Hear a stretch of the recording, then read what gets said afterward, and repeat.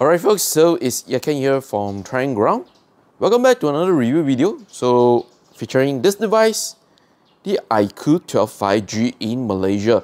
Yes, so this device is already on sale for quite some time, and I just got the phone slightly a few days later after the launch.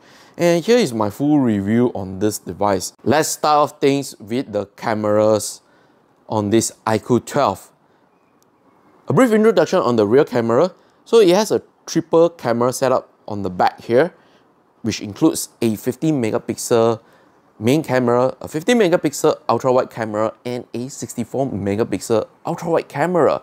And as for the front here, there's a 60 megapixel selfie shooter that will going to take all your selfie photos and videos as well.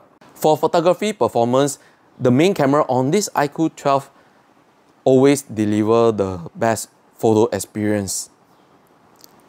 Because I'm taking all the photo samples in vivid mode, I noticed the photo being outputted usually looks very natural tone, and the dynamic range are quite great as well.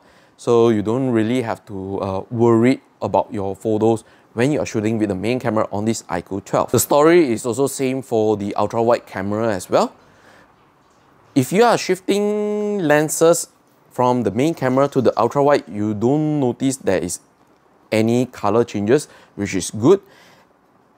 Also, whether you are shooting in bright daylight or low light situation, the ultra-wide camera do produce quite a significant photo with less noise as well.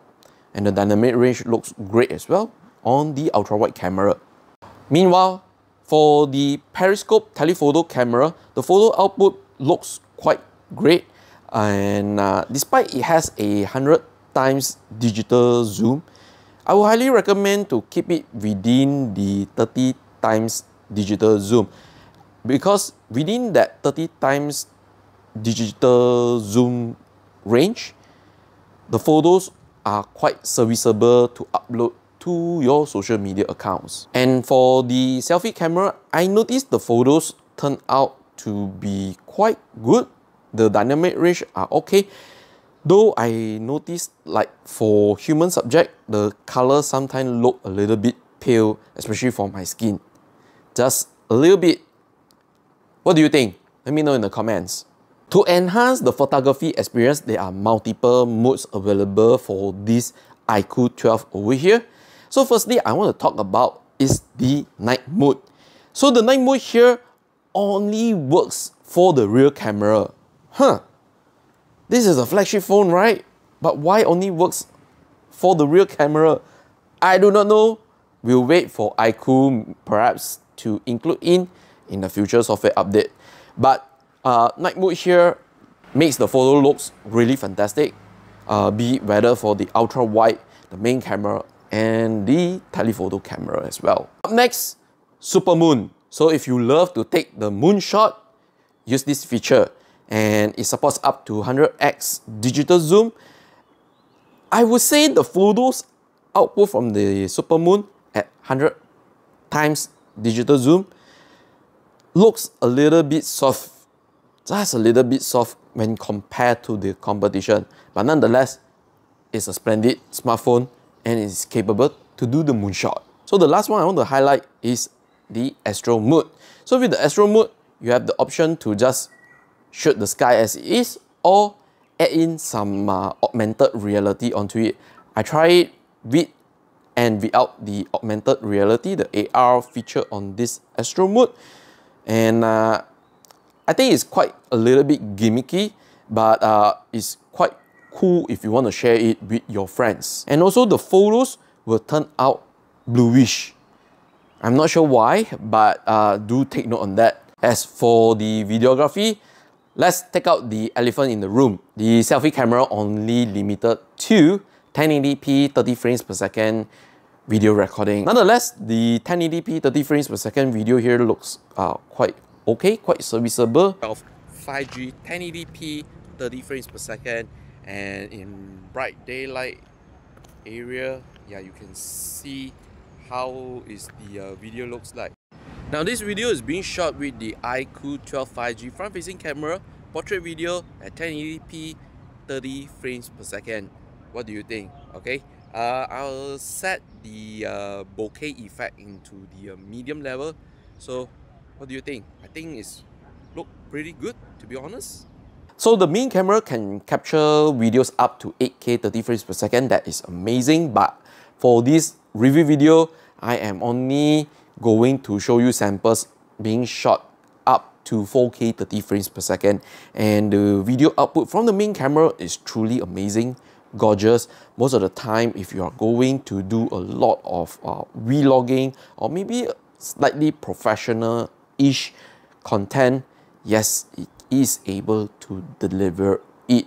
And not only that, if you are shooting in 4K 30 frames per second, you can switch lens on the go.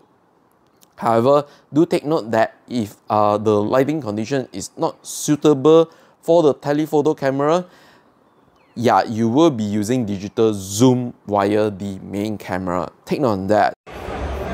So basically, the grand finale of the ESL1 Kuala Lumpur 2023 has just over. Azure managed to win it, greatest comeback ever from a 0-2 deficit. And as for the ultra-wide camera video, I would say the video experience has been amazing. The ability to capture a wide field of view has been never disappointing. And over here, yeah, never disappoint. But I only do notice that the video from the ultra-wide camera, you really need to have a properly lit condition. So if you are shooting somewhere, perhaps in low light situation, yeah, you do have to anticipate there will be noises and artifact occurring. Last but not least, the Periscope telephoto camera can capture videos from 3 times digital zoom all the way to 10 times digital zoom. So that is truly impressive. However, I do have to recommend you guys to shoot the videos in properly lit area for the Periscope telephoto camera, because it is similar to the ultra-wide camera. When the lighting condition is tough, you will have noises and artifacts as well. Right now, let's head to the design on this iQOO 12. I would have to say straight away, it looks very minimalist, especially on the black color version here for the iQOO 12. And the only thing that is shouting out is the camera bump here, which iQOO say is called as the porthole. Yeah.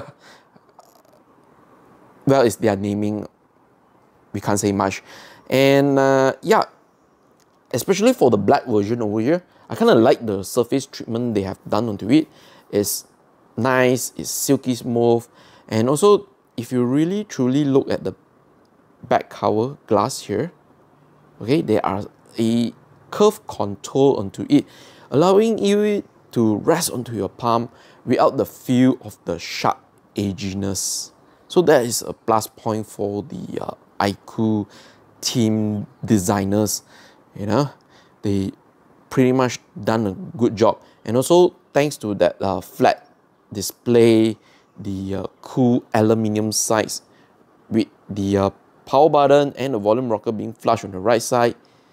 On top, you have a speaker grill with a IR blaster as well.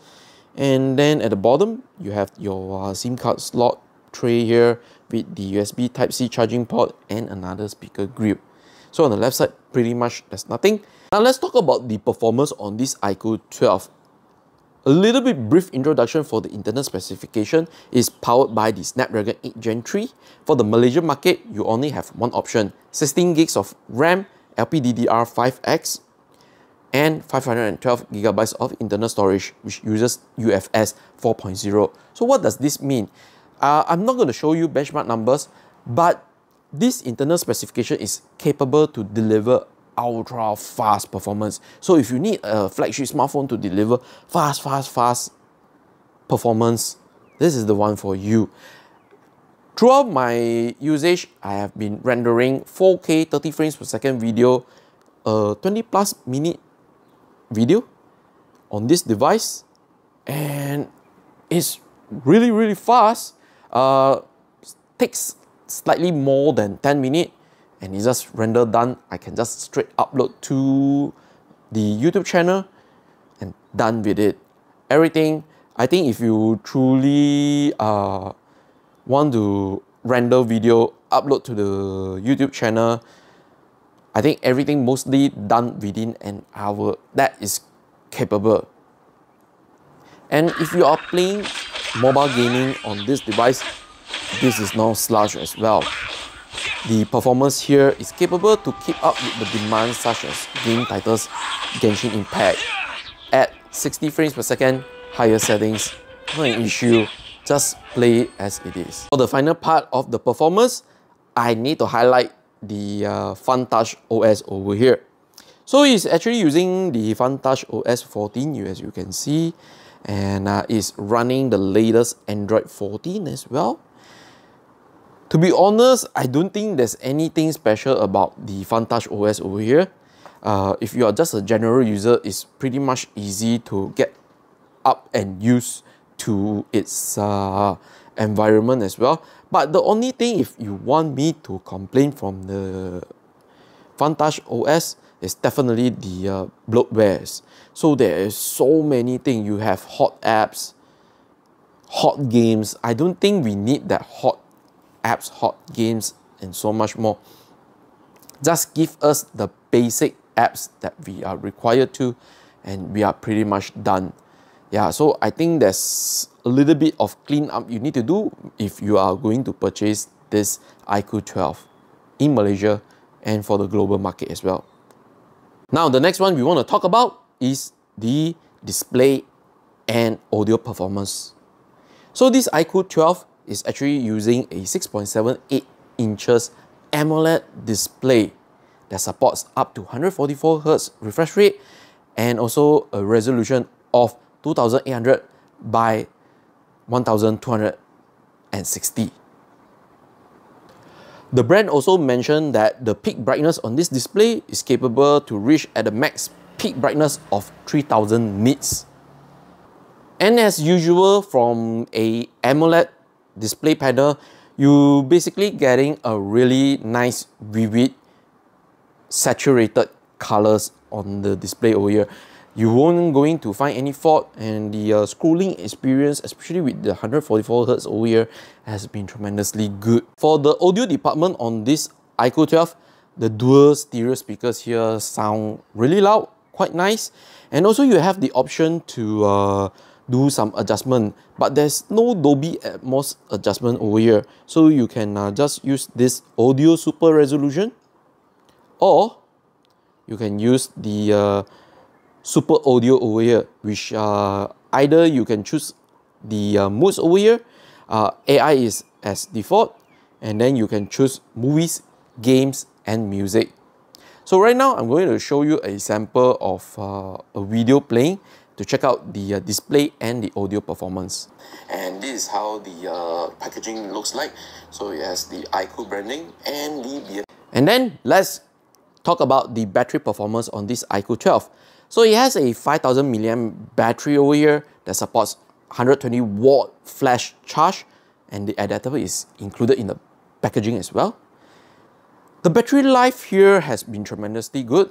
Throughout my experience, most of the time it will last throughout the day without fail. And if you're maybe someone not a heavy user, expect this device capable to last you at the very least perhaps 1.5 days for sure.